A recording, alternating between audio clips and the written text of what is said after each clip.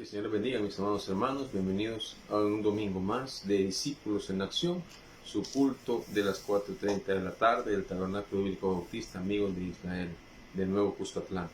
Este día vamos a iniciar el culto de esta hora con un salmo. Vamos a leer el Salmo 19 para honrar la palabra de Dios. Dice la palabra del Señor, las obras y la palabra de Dios. Salmo 19. Los cielos cuentan la gloria de Dios, y el firmamento anuncia la obra de sus manos. Un día emite palabra a otro día, y una noche a otra noche declara sabiduría.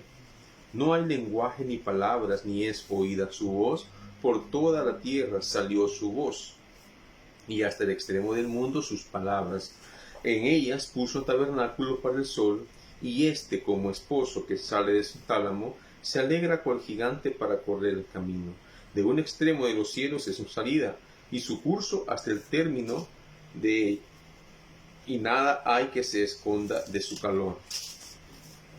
La ley de Jehová es perfecta, que convierte el alma. El testimonio de Jehová es fiel, que hace sabio al sencillo. Los mandamientos de Jehová son rectos, que alegran el corazón.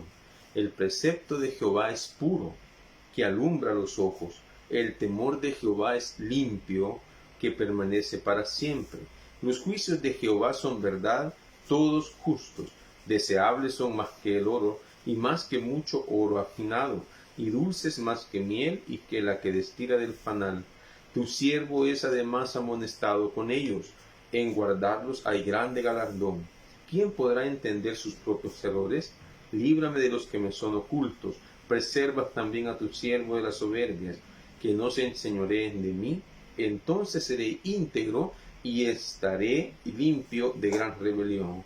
Sean gratos los dichos de mi boca y la meditación de mi corazón delante de ti, oh Jehová, roca mía y redentor mío. Muy bien, como vemos, dice las obras y la palabra de Dios. Debemos entender que todo lo que ha sido creado por la mente de Dios, por la mano de Dios. Todo está en la mente de Dios y todo Él lo ha formado. Debemos entender entonces que nadie puede hacer más allá de las obras maravillosas que Dios hace o ha hecho. Y eso es, parte de esto es lo que nosotros vamos a estudiar este día, lo que Dios puede hacer con nosotros. Recuerde que para Dios no hay nada imposible. Recuerde que Dios le interesa, le importa que nosotros seamos personas que le honremos con todo lo que hacemos y que seamos hijos que le buscan de todo corazón para ponerlo en el lugar que a Él le corresponde y en el lugar que Él se merece. Así es que vamos a leer en esta hora Hechos capítulo 12, versículos del 1 al 5. Y el tema de esta tarde va a ser la oración, cómo llegar al corazón de Dios. Cómo llegar al corazón de Dios.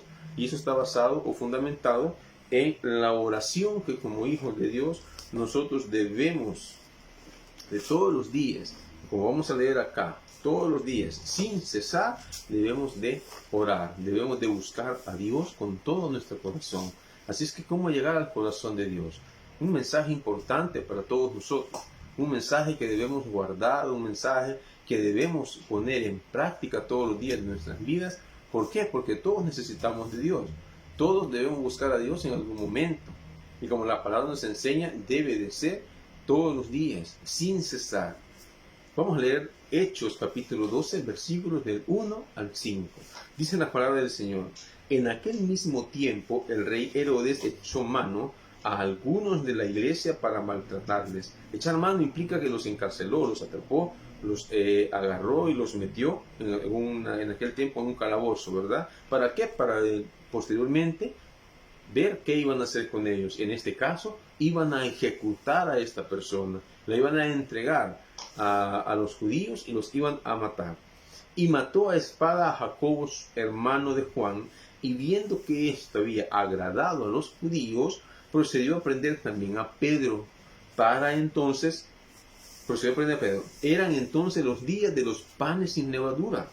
Y habiéndole tomado preso, le puso en la cárcel, entregándole a 4 grupos de 4 soldados cada uno, para que le custodiasen. y se proponía sacarle al pueblo después de la Pascua. Así que Pedro estaba custodiado en la cárcel, pero la iglesia hacía sin cesar oración a Dios por él. Vamos a orar. Señor, te agradecemos en esta hora, Padre, de tu palabra. Te pido, Señor, que cada persona que pueda tener el privilegio de ver este mensaje, Señor, y digo el privilegio, Señor, porque a pesar de las adversidades en las cuales estamos, Señor, a nivel mundial, en los problemas, Señor, las adversidades que está pasando ahorita parte de Centroamérica, Señor, incluyendo nuestro país, sabemos, Señor, que tú estás allí.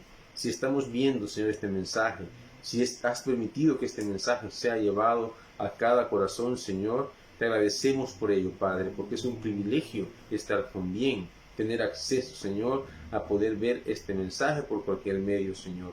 Te agradecemos en el nombre de Jesús por ese privilegio, Señor. Te agradecemos, Padre, porque seas tú, Señor, quien lleve este mensaje en esta hora, que llegue a los corazones, Señor, de los hermanos, a los corazones de aquellos que no te conocen, Señor, y que comprendan, mi Dios, que nosotros podemos agradarte a ti y llegar a tu corazón, sabiendo, Padre, de que tú respondes a su tiempo y que respondes conforme a tu voluntad. En el nombre de Jesús te pido, Señor, que nos permitas, Señor, comprender este mensaje. Permítenos, Padre, ser personas que aprendan más de cada día de tu palabra, porque queremos agradarte con todo lo que hacemos, Señor, en el nombre de Jesús. Amén. Muy bien, muchos se preguntan por qué las oraciones que muchos hacemos no son contestadas. Resulta que hay personas que incluso dejan de orar porque sus oraciones no son contestadas. Recuerdo el caso de una hermana, de una persona que a sus 27 años aproximadamente, 28 años, se casó. Pero resulta que por diversas situaciones biológicas que ella tenía, se le dificultaba tener hijos. Entonces sucedió de que llega y me pide consejería. Mire, ¿por qué razón es que yo no puedo tener hijos? Entonces le digo yo, ¿qué es lo que le ha pasado?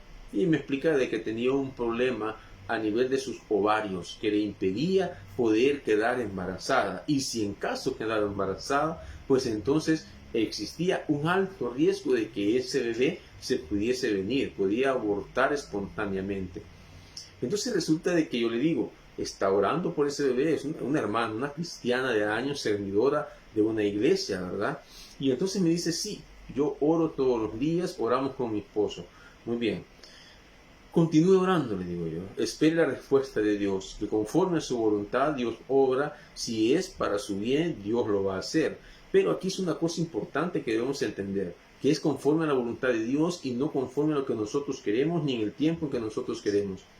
Resulta que después de un tiempo, pasado un año aproximadamente, me vuelve a visitar la hermana y me dice, fíjese que todavía no podemos, no se puede. Hemos orado, hemos intentado a nivel de la ciencia, ¿verdad? A nivel de medicamentos, a nivel de un programa que existe para fertilidad en un hospital aquí en nuestro país. Y entonces nosotros hemos probado y hemos intentado de todo. Pero ya la hermana estaba como desistiendo, decayendo en sus fuerzas, ya como que no creía, porque a muchos la fe nos falta en algún momento y se es entendible, porque oramos y no hay respuesta a nuestras peticiones. Yo le digo a la hermana, siga orando, espere, ¿siente usted que Dios le responde o no le ha respondido? Y me decía ella, yo siento que Dios no me responde.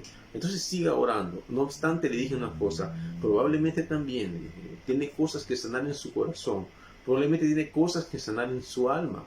Y esos son elementos importantes que usted debe tomar en cuenta a la hora de orar, a la hora de tener una petición. Porque si usted tiene raíces de amargura, si usted tiene envidia, enojos, si usted tiene algo contra su hermano, contra un familiar suyo, contra miembros de la iglesia, tiene que solventar esa situación primero porque pueden ser estorbo. ¿Para qué? Para sus oraciones. Estorbo para que sus oraciones sean contestadas. Entonces le dije, analice, evalúe esa situación con usted y si es necesario, debemos orar porque usted sea sanada si existiese algo como eso. Entonces la hermana continúa orando, pasa el tiempo y ya llegamos casi a los 2 años. Y entonces ahí comienzan a surgir otro tipo de problemas. Y entonces resulta que el esposo ya estaba como desanimado, ¿verdad? Más que ella. Y entonces al final, lastimosamente, el esposo decide separarse de ella. Probablemente o tenía que incidir mucho el hecho de que no podía tener hijos. Resulta entonces de que llega la hermana a los 2 años aproximadamente y me dice, fíjese que no fue posible. Realmente yo siento que Dios ya no me va a responder. Y le decía, continúe orando, continúe orando. No obstante, le decía yo, evaluemos varias cosas ya a estas alturas. Su esposo tenía que estar con usted, permaneciendo, esperando, velando los dos por esa petición. Probablemente, le digo algo yo, imagínese que usted quedase embarazada y viniese ese niño y su esposo desiste y la deja sola con ese bebé. Probablemente Dios no iba a permitir tampoco traer un niño al mundo. ¿Para qué? Para que sufra. Sin embargo, muchas personas dirán, pero vienen muchos niños así. Pero todos tienen un propósito. En Dios todo tiene un propósito. No obstante, la hermana ya decayó y al final de cuentas dijo, yo voy a seguir orando, pero yo creo que Dios no me va a responder como yo quiero. No obstante, voy a aceptar, me dijo, lo que Él determine, lo que Él decida. Yo voy a seguir sirviendo, voy a seguirme congregando y voy a saber esperar en Él. Efectivamente, pasado el tiempo, la hermana pues ya la volví a ver como a los 3 años, me la encontré nuevamente, hablamos un buen rato y entonces me dijo, no fue posible, yo ya no puedo tener hijos, la edad también me ha afectado ya, porque tenía ya más de 35 años cuando ella se casó, y pasado 3 años, estamos hablando ya de 38 años aproximadamente, y entonces ya su edad y más el problema que había tenido, pues al final desistió. ¿Pero qué? Estaba gozosa en todo caso. Me dijo, yo me siento bien al final de todo. Si Dios no me permitió tener hijos, pero fíjese, me dijo que me metí a servir a escuela bíblica, específicamente a nivel de cuna, en una iglesia, en una misión del tabernáculo, ¿verdad? Y entonces estaba sirviendo en cuna y me dice, yo me siento feliz, me siento alegre, me dijo, porque independientemente no tengo hijos, pero puedo servir a otras personas cuidando a sus niños, me dijo. Y además de eso, yo siento que, yo sé que no son míos, pero los cuido como que fueran míos, me dijo. Entonces yo le digo, gracias a Dios que encontró un propósito para usted, porque en todo este caso, en todo este tiempo, antes, desde la primera vez que me llegó a buscar, ella no servía. Ella se congregaba en una iglesia, pero no servía. Entonces al final encontró un propósito, es feliz, es gozosa, pero Dios no le respondió como ella quería. ¿Qué sucedió entonces? ¿Desistió? No desistió, hasta que encontró una respuesta. Y al final Dios le respondió, porque debemos entender que Dios responde todas nuestras oraciones. La respuesta de ella entonces, ¿cuál fue? La respuesta de ella fue, no vas a tener hijos. ¿Por qué? Hay un propósito en Dios, tú vas a servir, tú vas a cuidar de niños de otros hermanos.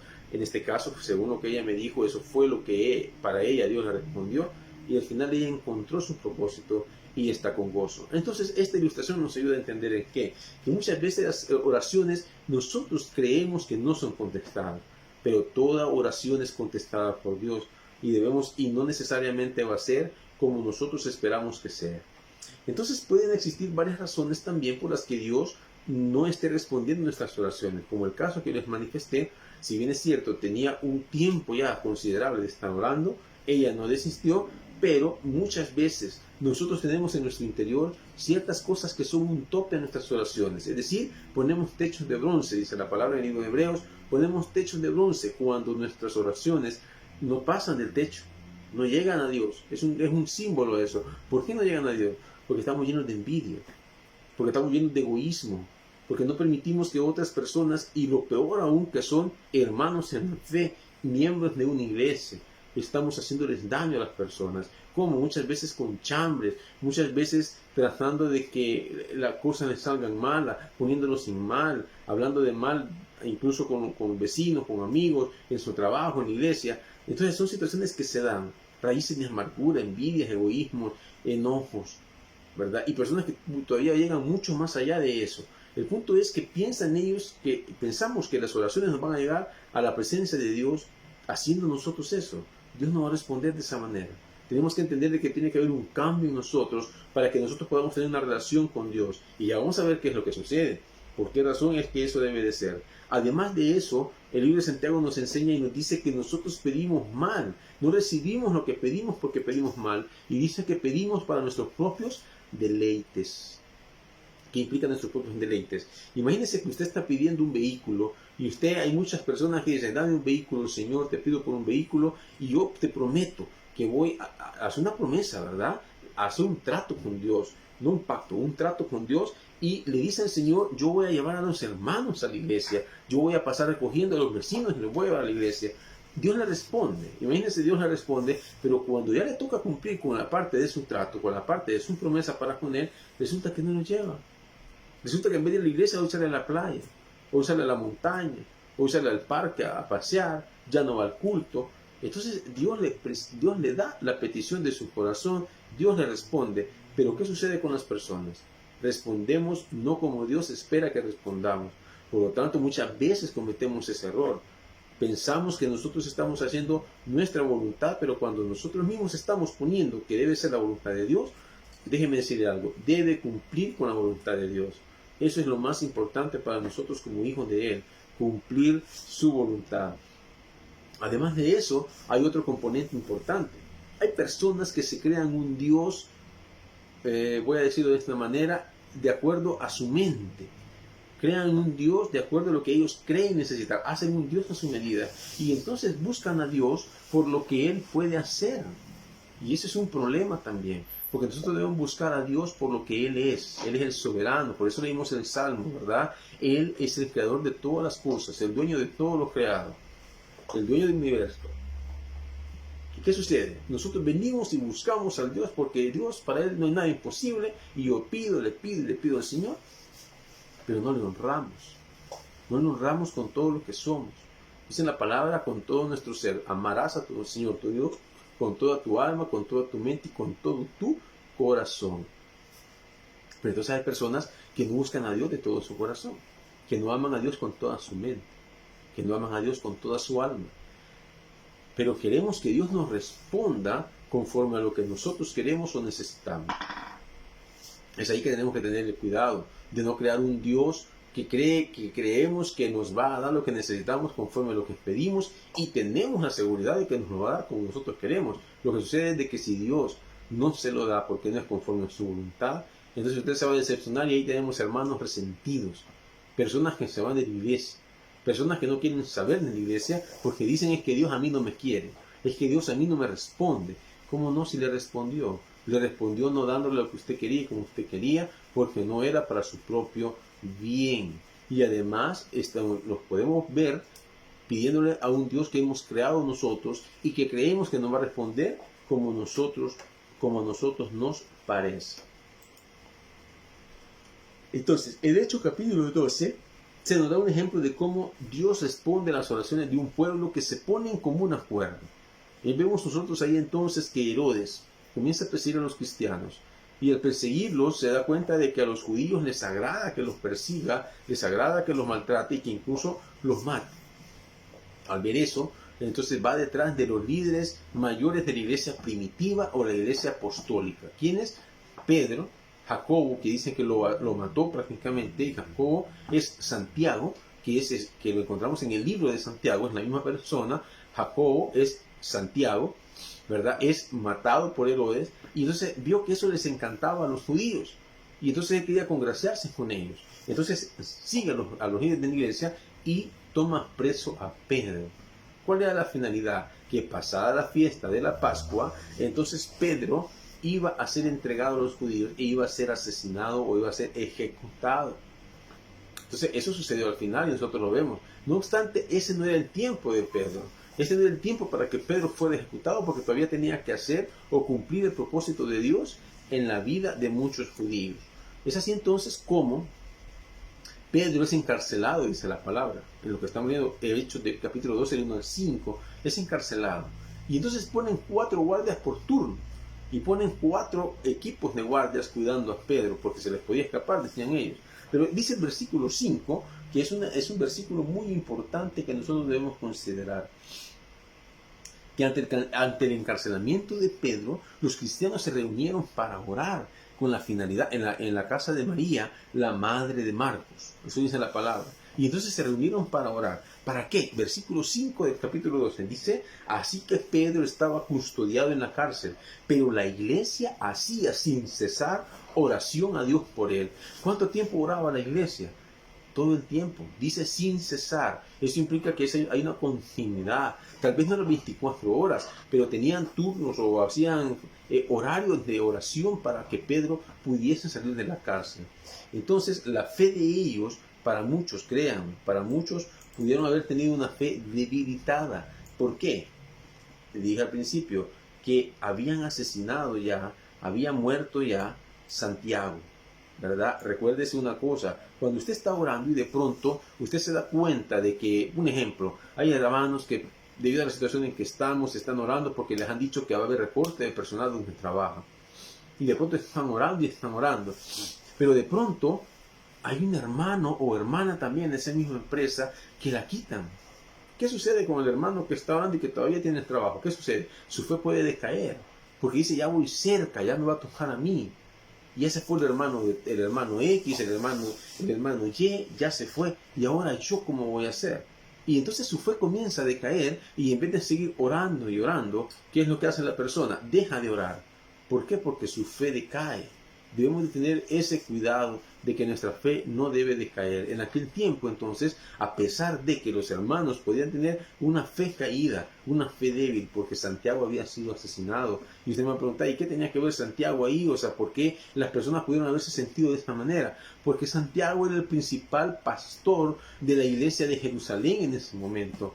Haga de caso que como le dijera, era el pastor principal de una mega iglesia del tabernáculo en algún departamento, o sea, una iglesia grande, una iglesia en la cual uno puede decir, el pastor pastorea a este gran grupo de personas y de pronto el pastor lo encarcelan. Entonces los hermanos es como que decaían, si al pastor lo encarcelan, cuanto más a nosotros que nos va a pasar. Entonces ellos decaían en la fe, pero no obstante, dice la palabra, que oraban sin cesar. Debemos tomar ese ejemplo y debemos tomar ese modelo, que a pesar de las circunstancias la iglesia oraba sin cesar, oraba constantemente, oraba y oraba con la finalidad de esperar una respuesta de parte de Dios. Entonces, veamos entonces qué oración es la que mueve a Dios, qué oración es la que nosotros podemos hacer para llegar al corazón de Dios. Recuerde algo importante y fundamental, nosotros no debemos de inventarnos una oración, no hay una oración mágica que nosotros podamos tener. Lo importante que debemos comprender es que Jesús nos dejó el modelo de oración y eso es el Padre Nuestro. ¿A quién dice Jesús que debemos orar? Padre Nuestro que estás en los cielos. Es al Padre a quien debemos orar. Eso sí dice la palabra, hacedlo en el nombre de Jesús. ¿Por qué? Porque es el nombre sobre todo nombre. Es sobre quien Dios cargó con el pecado de la humanidad para que pudiéramos ser redimidos. Y Él nos dice, pedir al Padre en oración.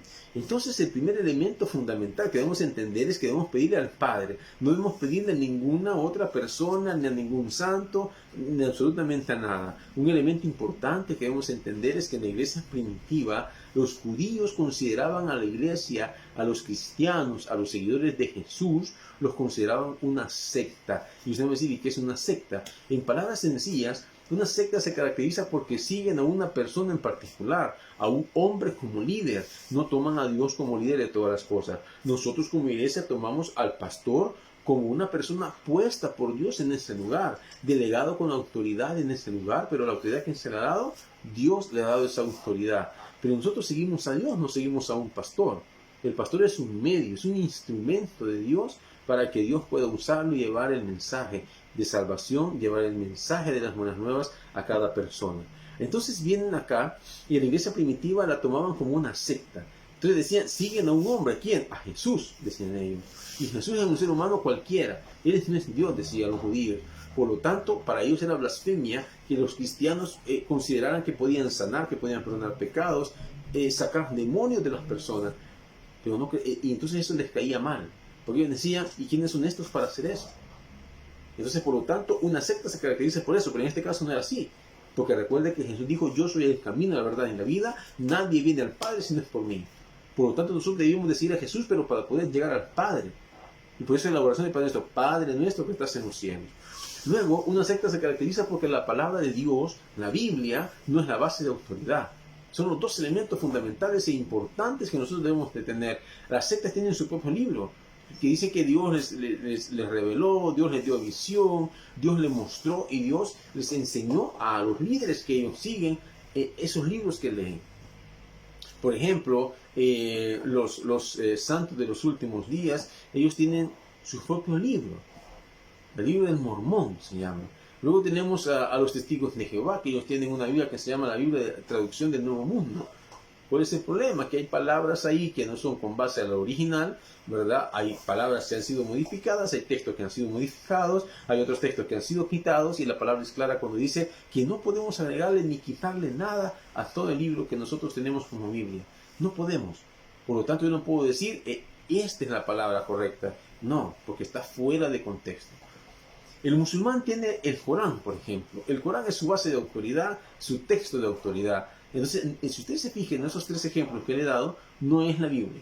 La Iglesia Católica, si bien es cierto, hay una Biblia que ellos utilizan, ¿verdad? Hay una Biblia que se llama Biblia Latinoamericana, hay otra que es Dios habla hoy, ¿verdad? Que es de católica, pero esa Biblia sí la ocupan ellos, pero como referencia histórica. Pero para ellos la base de autoridad son las encíclicas papales. Lo que el Papa dice, lo que el Papa decreta, eso es lo que nosotros tenemos que hacer. Porque erradamente dicen ellos que el Papa es el sustituto, dicen, que es vicario. Eso significa la palabra vicario, el sustituto de Cristo aquí en la tierra, dicen ellos. Pero nosotros sabemos que el sustituto, y no es sustituto, sino que Jesús dijo en el libro de Hechos que iba a enviar al Espíritu Santo cuando Él se haya ido. O sea que el Espíritu Santo es quien lo representa aquí en la tierra, no es ningún ser humano, no es ninguna persona. Por lo tanto, vicario es sustituto, ese es el título que le han dado al Papa. Vicario solo podemos decir que es el Espíritu Santo, si le queremos poner un sustituto, aunque no es sustituto, ¿verdad? Porque recuerden que los 3 son un solo, es una sola persona. Entonces, debido a ello, ellos lo consideraban una secta, pero vemos que no es una secta, porque ellos no seguían a Jesús como ser humano, ellos seguían a Jesús porque vieron con qué autoridad enseñaba y vieron que Él era el camino al Padre. Cuando dicen a Pedro, Pedro, ¿quién soy yo?, le dijo Jesús. Y le dijo, tú eres Mesías, el Hijo del Dios viviente, le contestó. Y le dijo, bienaventurado eres Pedro, porque no te lo ha revelado carne ni sangre. Le dijo, no te lo ha dicho ningún ser humano, te lo ha revelado mi Padre.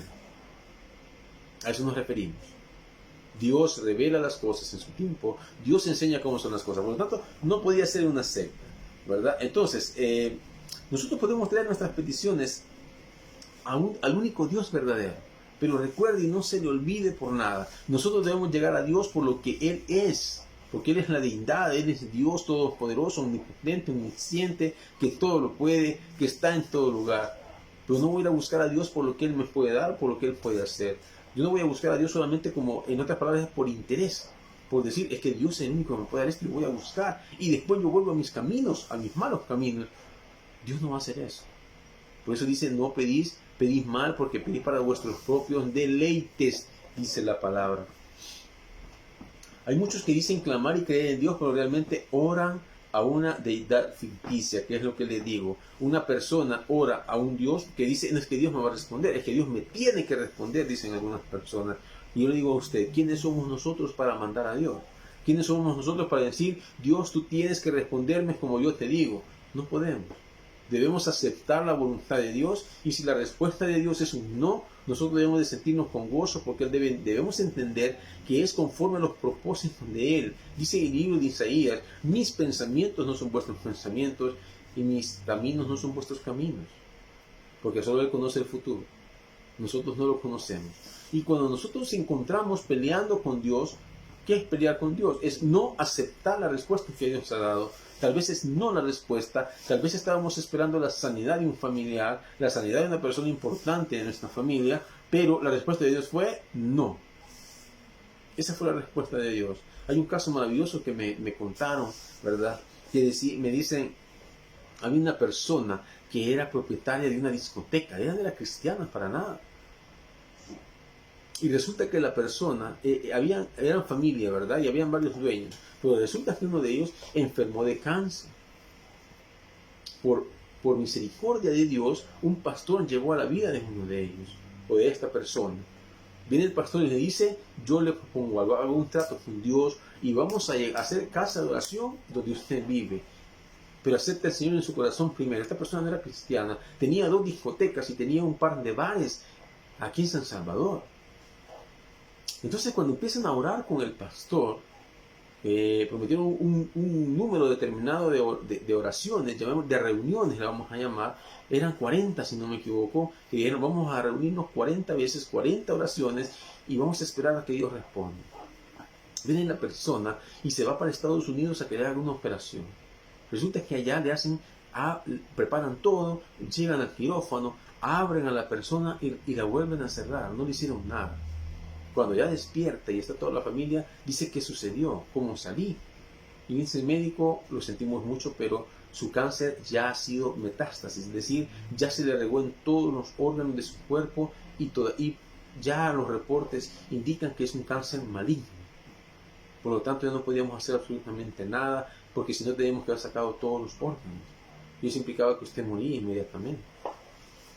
Entonces la persona regresa aquí al país, sigue orando y le dice al pastor, no decaiga en su fe, siga orando pero haga un trato con el Señor. Y le dijo, haga un trato así, dígale al Señor que si Él le permite sanar, usted ahora se va a dedicar a su obra, pero va a cerrar todas esas discotecas, porque usted no puede sanar y seguir envenenando a otros, con esos bares, con el alcohol, esa discoteca que es lugar de perdición. Y entonces les dijo, bueno, está bien, vamos a hacer ese trato con el Señor.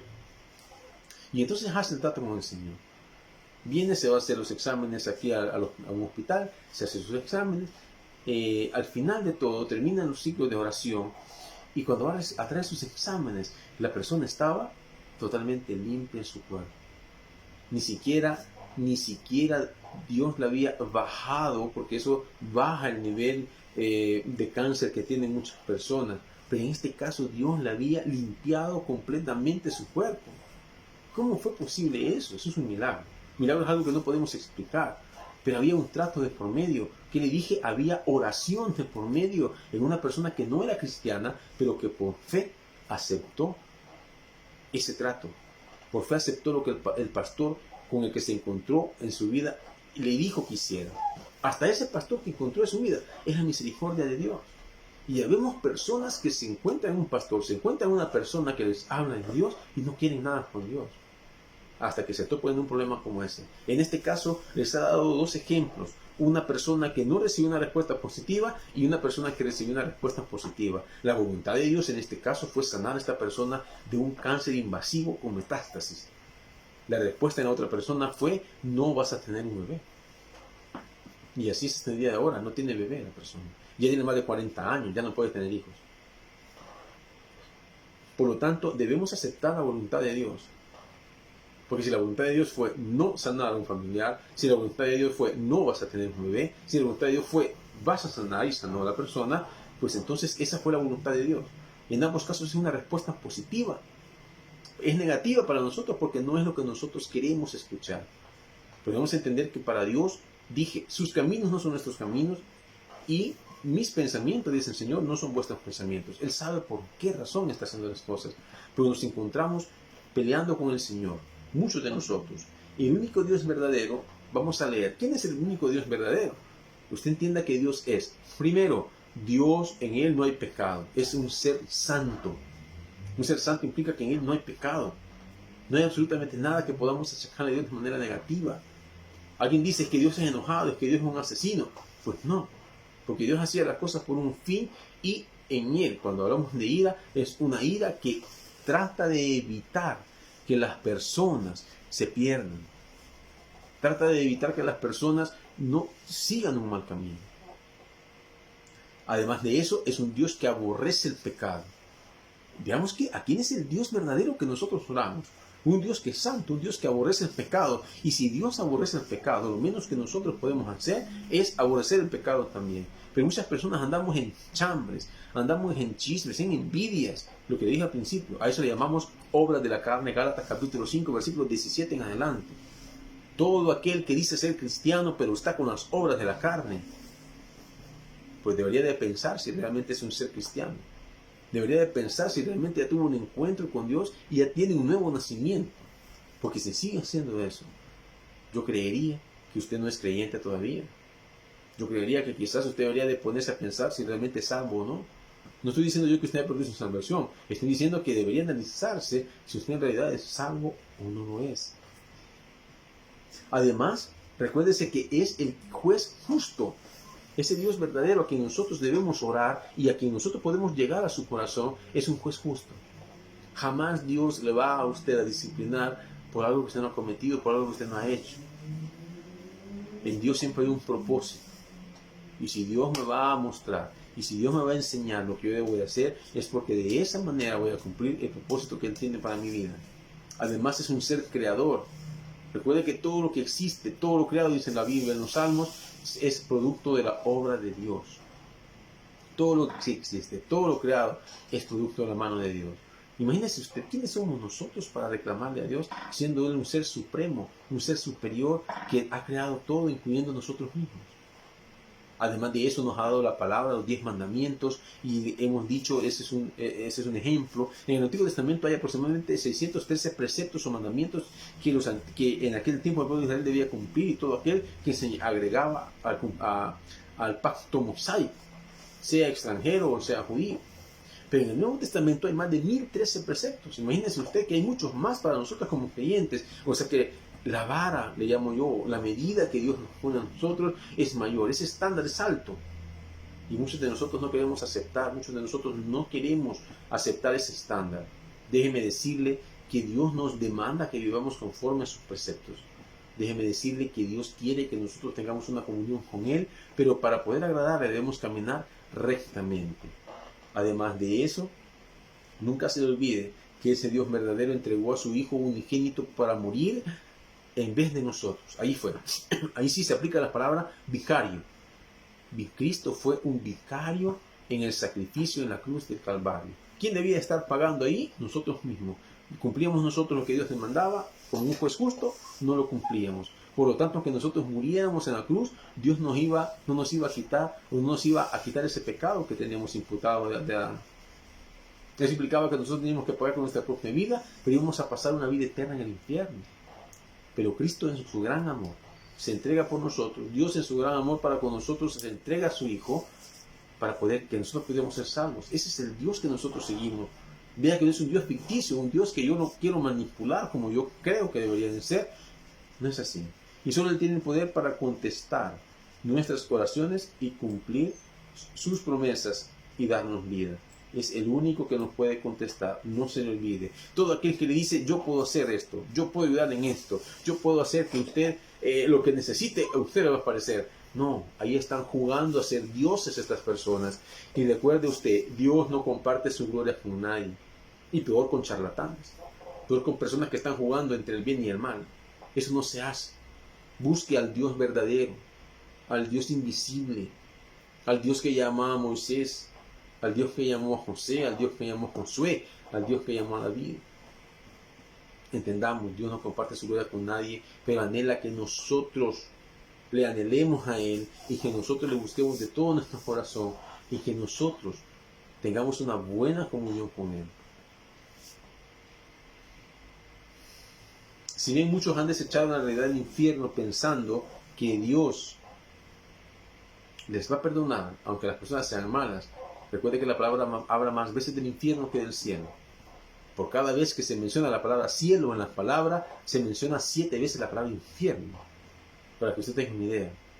Y cuando en la Biblia, en el hebreo, se utiliza mucho la repetición, en el español se usa la repetición, y usted dice, mire, está escrito mal este texto. Pero en el hebreo, usted usa mucho la repetición, es algo correcto. ¿Por qué? Porque le está dando énfasis a esa palabra. Le está dando énfasis a la palabra. Por lo tanto, nosotros debemos entender de que el infierno existe. Hay personas que creen que el infierno no existe. Déjeme decirle que el infierno existe. Es tan real como lo que la palabra nos enseña. Si no podemos decir, entonces, la Biblia no puede contener mentiras.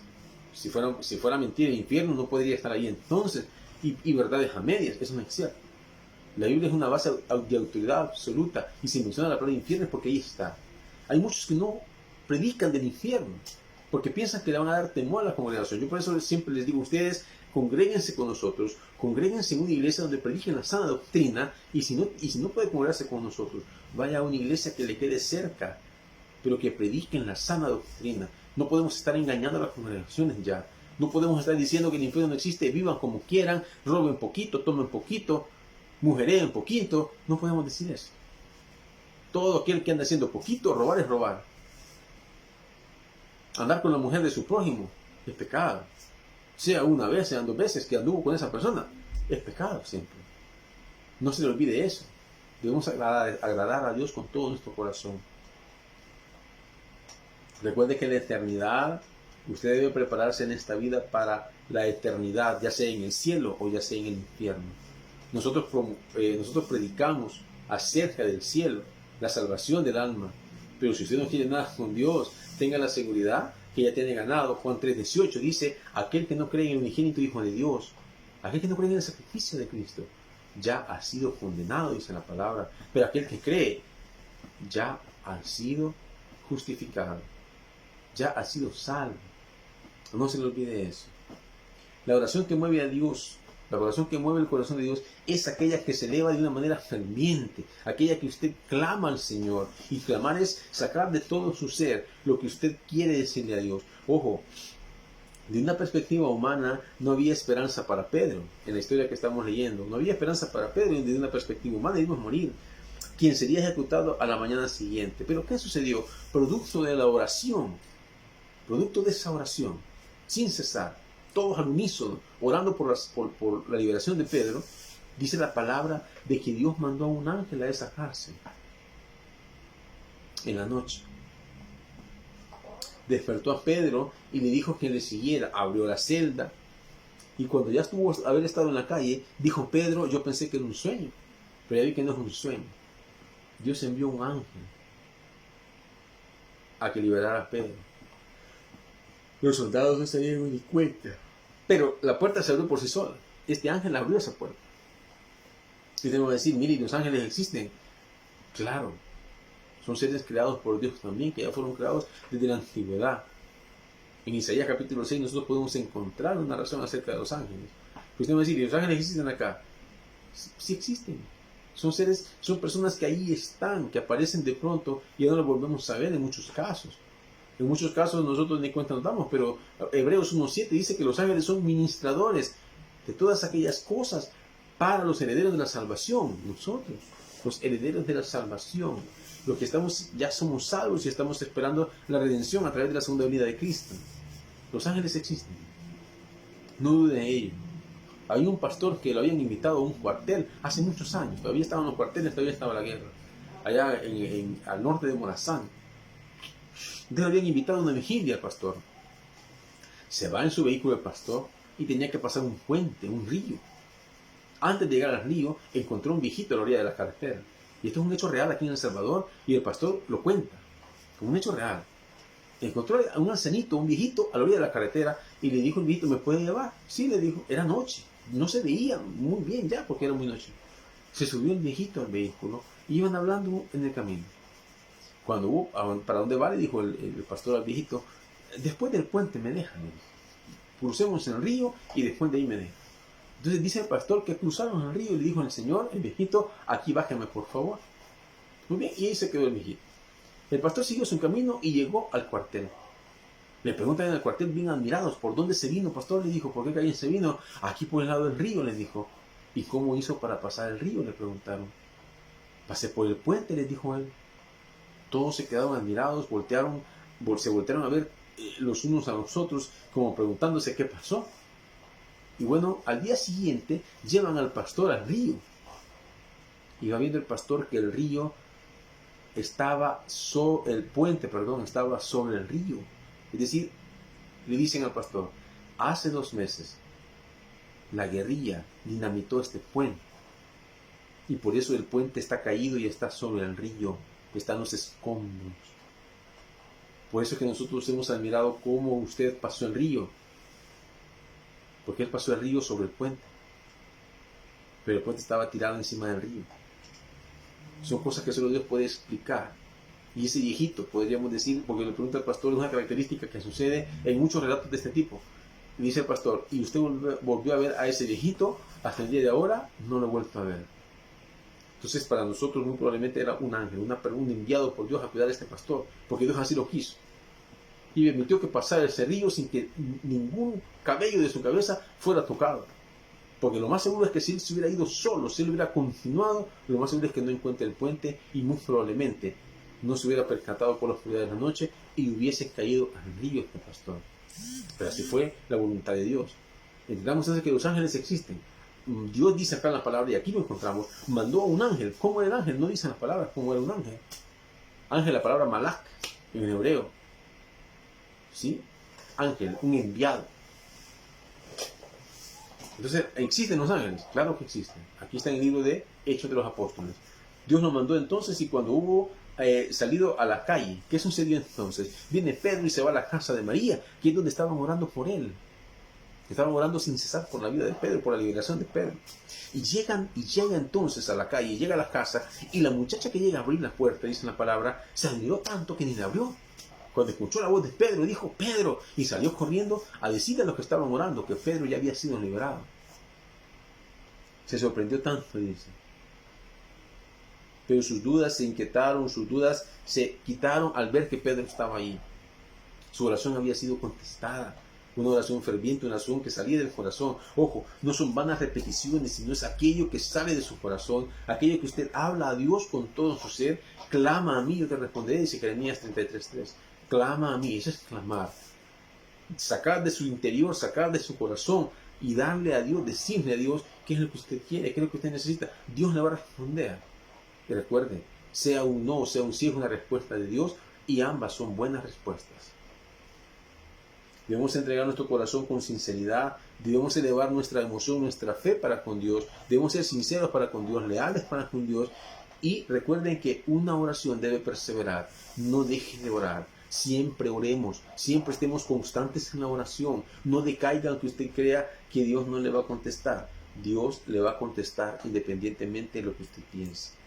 Lo importante para Dios es que nosotros no decaigamos en nuestra fe. Lo importante para Dios es que nosotros podamos agradarle con todo lo que nosotros hacemos. Entonces, cuando hagamos de una manera ferviente por otros, hagamos lo que hagamos, dice, Dios nos va a responder. Es importante que nosotros hagamos lo siguiente, hagamos un documento, una agenda, si usted quiere, una hojita. Por eso en nuestra iglesia, cada finales en el mes de diciembre, se les entrega una hoja en el cual en un lado están las peticiones de oración y en el siguiente lado están las oraciones contestadas. Eso es importante que usted lo haga. ¿Por qué razón? Porque se va a recordar cada vez que ore, orar sin cesar, se va a recordar y ore por esas peticiones que usted tiene. Pero a la vez, recuérdese de aquellas que Dios ya le contestó. Y usted me va a preguntar, ¿y para qué, pastor? ¿Para qué vamos a ver las que Dios ya contestó? Las va a ver para recordar que para Dios no hay nada imposible. Y que Dios nos va a responder a todos. Dios nos va a responder nuestras oraciones a todos. Pero yo quiero llegar al corazón de Dios. Ore fervientemente, clame al Señor con todo su corazón, busque la voluntad de Dios por sobre todas las cosas y no su voluntad. Ore en todo tiempo y en todo momento, porque Dios ha contestado muchas oraciones, y la oración que mueve a Dios es aquella que se eleva en acuerdo mutuo y voluntad. Recuérdese, yo siempre digo una cosa, cuando usted tiene un problema, hace muchos años yo tenía un problema en lo laboral, en un trabajo que yo tenía. Cuando me surgió el problema, ¿qué hice yo? Vine, hablé con mi familia y decimos, es necesario que nos pongamos en oración porque tengo un problema en el trabajo. Entonces, ¿qué se hace? Involucra a su familia. Todo aquello que se hace en coinonía, en comunión como familia, es importante que usted lo haga. ¿Por qué razón? Es una oración al unísono. Es una oración que llega en grupo hacia Dios. Es una oración que toca y llega al corazón de Dios. Y usted lo puede hacer, yo lo puedo hacer. Así de que la oración es la herramienta más poderosa que como creyentes podemos tener. Creámosle a Dios, debemos creerle a Dios, tengamos fe en que Dios va a responder nuestras oraciones. No dejemos de orar, oremos sin cesar y busquemos a Dios de todo nuestro corazón. Vamos a orar. Señor, te agradecemos por tu palabra, te agradecemos por esta hora. Gracias te damos, Señor, porque has sido maravilloso en todo lo que hemos hecho. Tú nos has respondido, Señor, nuestras oraciones y te pedimos que nos ayudes a permanecer siempre fieles a tu palabra, fieles a la oración, Señor. En el nombre de Jesús oramos y te bendecimos en esta hora. Amén. Y usted, amigo hermano que no conoce del Señor, yo le invito en esta hora a que llegue al Señor en oración y le diga, Señor, reconozco que soy pecador, reconozco que tú has enviado a tu Hijo a morir en la cruz del Calvario por mis pecados. Reconozco que esa sangre es la única que puede limpiar mis faltas y estar en comunión contigo. Te pido, Señor, que este día me permitas, Padre, perdonar mis pecados. Yo recibo al Señor Jesús como mi único y suficiente Salvador personal, y que a partir de ahora, Señor, sea tu hijo o tu hija. Ayúdame, Señor, a cumplir tu palabra y ayúdame a aprender y a crecer más en el conocimiento de ella. En el nombre de Jesús. Amén. Le invito a que usted llegue a congregarse en una iglesia donde se predique la sana doctrina, una iglesia donde usted pueda conocer más de la palabra del Señor, porque a través de ella conocemos la voluntad de Dios y conocemos al Dios verdadero. Así es que yo le invito a que se congregue. Señor, te agradecemos en esta hora por tu bendita palabra. Te pido por cada predicador, Señor, que escucha, por cada predicador que lleve este mensaje y por cada persona que escuche ese mensaje, Señor. Te pido que seas tú llegando al corazón de cada persona. En el nombre de Jesús oramos. Te entregamos esta semana que iniciamos el día de mañana, de principio a fin. Te pido que seas tú, Señor, llenando nuestros corazones, guiándonos en todo lo que hacemos. Oramos por el pastor Edwin. Oramos por su vida, Señor. Oramos por esa operación, Señor, que todo haya salido con bien, mi Dios. Que seas tú, Señor, poniendo sus manos. Que seas tú, Señor, librándolo, mi Señor, que seas tú sanando su cuerpo de toda enfermedad, que pueda sanar, Señor, y esa recuperación no sea dolorosa, que sea una recuperación pronta, Señor, y que se haya cumplido tu propósito en él, Señor. En el nombre de Jesús oramos, Señor, en esta hora y te bendecimos. Amén. Que el Señor les bendiga, mis hermanos.